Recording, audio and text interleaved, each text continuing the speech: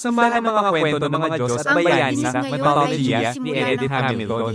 ni isang Isang pagdinig klaseng para libro sa na magbubukas sa iyo konfirmasyon sa mundo ng mga mitolohiyang Griego, Romano at Norse. Basahin ito para matuklasan ang mga aral at kababalahan ng kwento na nagtirasyon sa ating kultura. ng mga taong Huwag may itong kapangyarihan palampasin. ay hindi tatalakayin. Ang pangunahing layunin ng paunang paghahambing na ito ay upang sagutin ang tatlong tanong. Una, dapat tiyakin ng korte na ang taong pinatawan ng warrant of arrest ay naipaalam tungkol sa mga krimen na iniuugnay sa kanya. Pangalawa, dapat tiyakin ng korte na ang taong ito ay naipaalam tungkol sa kanyang mga karapatan, tulad ng kinilala ng Rome Statute.